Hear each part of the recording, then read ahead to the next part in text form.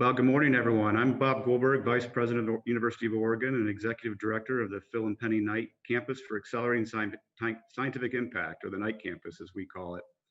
On behalf of my symposium chair, Marian Hederachi, and the program committee with representatives from University of Oregon, Oregon State University, and Oregon Health and Science University, I want to thank you for joining us for the second annual Oregon Bioengineering Symposium. The theme we selected for this year's meeting is Predicting Complex Biological Systems, and we've had just an incredible response with just under 300 registrants this year. In addition to our organizing committee and institutions, I want to express deep gratitude to our sponsors of this year's symposium, including SomaLogic and BWR at the gold level, Kasana Health, CellInc Life Sciences, and Onami at the silver level, and ABSCI and the University of Portland at the bronze level. You'll see information about our sponsors throughout the day today and have chances to interact with some of them during the program.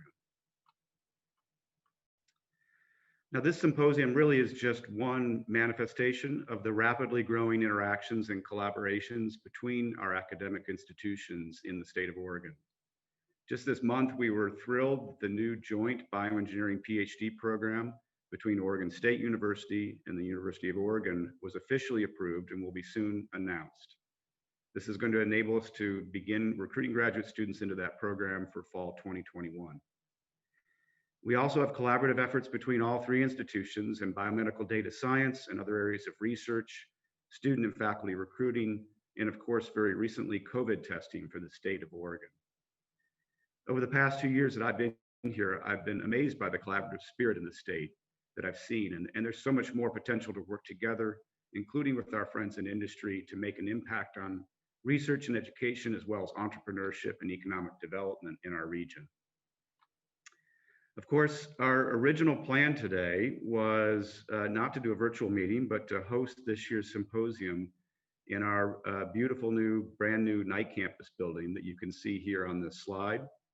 There's also the recently completed Hayward track field in the background that I think is like no other in the US and maybe worldwide.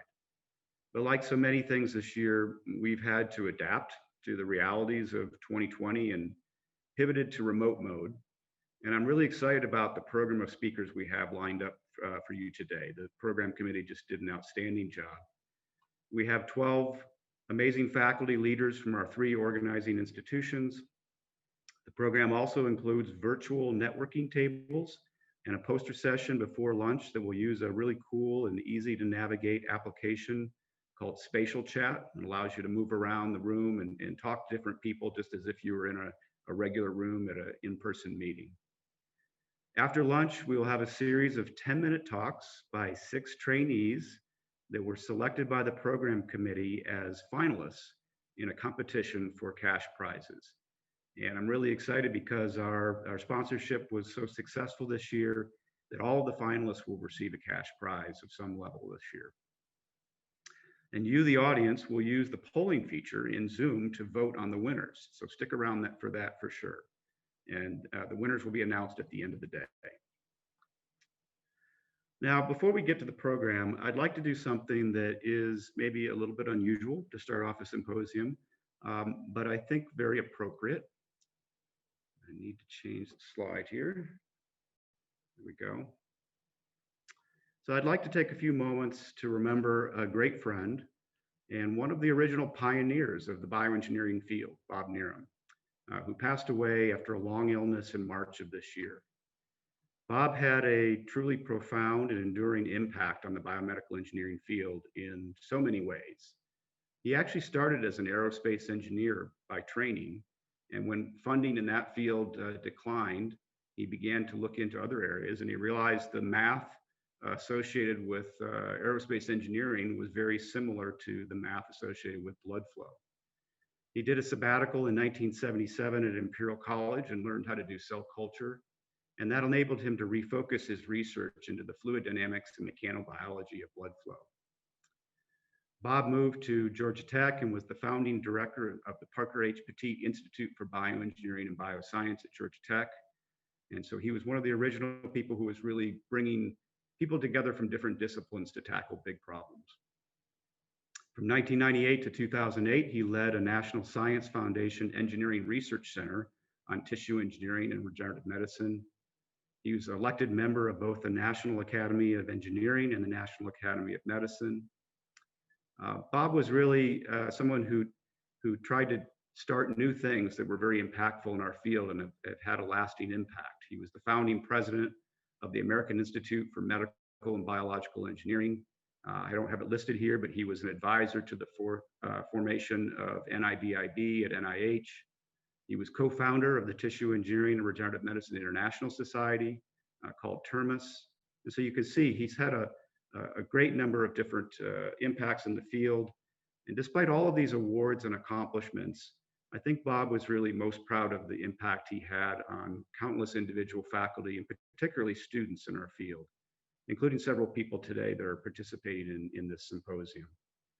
I had the great fortune to be hired by Bob 25 years ago at Georgia Tech, and I was always amazed at how quickly he could imprint his words or his actions on someone, even in a very brief interaction. I've lost count of the people who have stories about something Bob did or said or taught them in a moment that changed the course of their career. It was truly something remarkable and unique about him. In recognition of his contributions, the American Society of Mechanical Engineering recently established the Robert N. Needham Education and Mentorship Medal. And I guess you know you're a big deal when they put your face on a medal. Bob continued to work into his 80s. He would come in usually about halftime into Georgia Tech. And in 2013, he established an incredibly impactful new program called Project Engages that I really think he considered to be the pinnacle of his career. Project Engages provides year-long mentored research experiences to students from predominantly Black high schools in the Atlanta area and has now spread to several other institutions. Some of the earliest students from this program, including one that was in my lab, are now in graduate programs pursuing their PhDs at Georgia Tech and other top institutions. Given the incidents from the past year illustrating that racism and racial inequalities continue to exist and tear at the fabric of our society, the importance of taking action through programs like Project Engages, I think has never been more clear. Now, one of Bob Needham's great talents really, I think, was bringing people together to share ideas, think big, and collaborate to push forward in new and impactful directions. And it's in this spirit that Oregon State, Oregon Health Sciences University, and the University of Oregon started this symposium a year ago. And I hope as we go through the program today, the spirit of Bob Needham will inspire us all to take the great work we're already doing together to the next level. So with that, I'm going to go ahead and move on to our first session.